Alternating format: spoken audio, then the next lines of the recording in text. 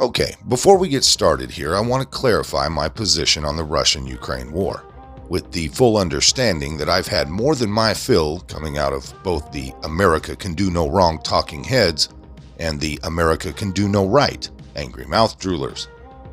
In my opinion, from what I've gathered and understand over the last several years, this war, much like downtown Seattle and Portland, was started years ago through Soros-funded NGOs and a few bad-intentioned Bush-Obama swamp creatures, along with basically worthless political war cheerleaders, the likes of Lindsey Graham, Undersecretary of State Victoria Nuland, and hate to say it to a certain degree, the late John McCain. Now, as much as I detest his ideologically lazy, warmongering ways and, of course, his ignorant hatred of Trump, I still can't help but feel a bit sorry for his prisoner of war stuff. Well, if any of the stories told over the years about his brave conduct in POW camps were actually true, that is. Anyways, I wanted to point this out before we got going because a lot of folks don't fully understand the participants or actors in this long played out game of global jockeying or positioning. You see, most people, especially boomers and Gen Xers, in knee-jerk fashion react by just planting their flag firmly on the Putin bad hill and don't understand just how corrupt and generally screwed up Ukraine really is in its entirety. In fact, if I'm being honest, I've waited several weeks to even mention this situation, knowing Fox News and other blind faith propaganda outlets on the right have been blowing pretty potent smoke up everyone's rear ends, praising the Ukrainian cross-dressing crusader in chief. But fortunately, war fatigue has finally kicked in after a gazillion dollars have been printed and sent, so here we go. YouTube be damned. Speaking of, don't forget to hop on Rumble and subscribe, please. Something tells me we may be due for another totally unearned strike of some sort on YouTube. I haven't gained a single sub in over a week and the view count is slowly tanking again. This, of course, was after tripling my view count and gaining over 100 subscribers inside of 4 days, which is not too shabby considering the current work environment here at YouTube. Nonetheless, it looks like someone left the damn door open over there in the Golden State, and now I'm being punished for it. These cowards are nothing if not consistent, at least when it comes to censoring conservatives. Anyways, let's get started. Okay, so on February 16th of 2022, this was a full week before Putin sent combat troops into Ukraine. The Ukrainian army began the heavy bombardment of the area in East Ukraine, occupied by mainly ethnic Russians.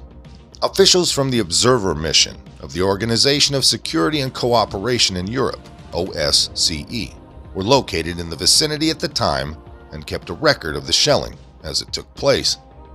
What the OSCE discovered was that the bombardment dramatically intensified as the week went on until it reached a peak on February 19th, when a total of 2,026 artillery strikes were recorded.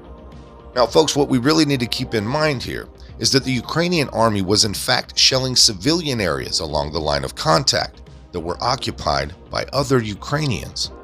Now, I really want to emphasize that the officials from the OSCE were operating in their professional capacity, gathering firsthand evidence of shelling in the area. Now, what their data really shows is that the Ukrainian forces were bombing and killing their own damn people. This has all been documented and has not been challenged. And let me tell you, folks, the OSCE isn't some Putin version of an NGO over there looking for war footage to excuse his invasion either. So if we try and follow the golden rule of signal through the noise, which we really need to do here in the West considering our media, the question we must ask ourselves is this: is the bombardment and slaughter of one's own people an act of war? Well, I for one certainly think it is, and if I'm right, then we must logically assume that the war began before the Russian invasion, which was launched a full week later. Then we must all assume that the media's favorite phrasing of Russia's alleged unprovoked aggression was not unprovoked at all, but was the appropriate humanitarian response to the deliberate killing of civilians. So in order to argue that the Russian invasion was not provoked, we would have to say that firing over 4,000 artillery shells into towns and neighborhoods where women and children live is not a provocation. Who in the hell would defend that point of view? Bueller? Bueller? Yeah, that's what I thought. No one. Because it's absurd. The killing of civilians in the Donbass was a clear provocation. A provocation that was aimed at goading Russia into a war. And as I said earlier, the OSCE had monitors on the ground who provided full documentation of the shelling as it took place, which is as close to ironclad eyewitness testimony as you're going to get in the middle of Eastern Europe. So this, of course, is a major break with the official narrative, which identifies Russia as the perpetrator of hostilities. But, as I've shown, that simply isn't the case. Yes, once again, the official narrative is completely wrong. Even so, it might not surprise you to know that most of the mainstream media completely omitted any coverage of the OSCE's fact-finding activities in eastern Ukraine. So no, it's not you. You're not supposed to know who OSCE actually is.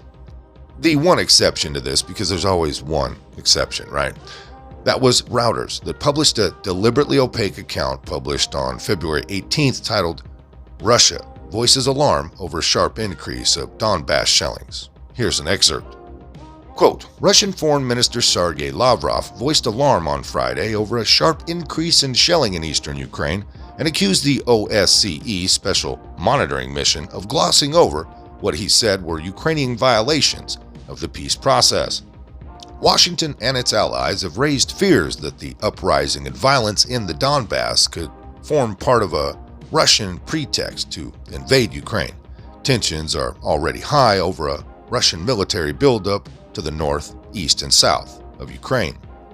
Quote, "We are very concerned by the reports of recent days. Yesterday and the day before, there was a sharp increase in shelling using weapons that are prohibited under the Minsk Agreement," Lavrov said, referring to peace accords aimed at ending the conflict. Quote, "So far we are seeing the Special Monitoring Mission is doing its best to smooth over all questions that point to the blame of Ukrainians' armed forces," he told a news conference.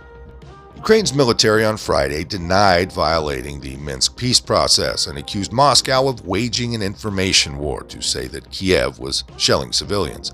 Allegations, it said, were lies and designed to provoke it, unquote. Notice the clever way that Reuters framed its coverage so that the claims of the Ukrainian military are given as much credibility as the claims of the Russian foreign minister. What Reuters fails to point out is that the OSCE's report verified Lavrov's version of events while disproving the claims of the Ukrainians. It is the job of a journalist to make the distinction between fact and fiction. But once again, we see how agenda-driven news is not meant to inform, but to mislead.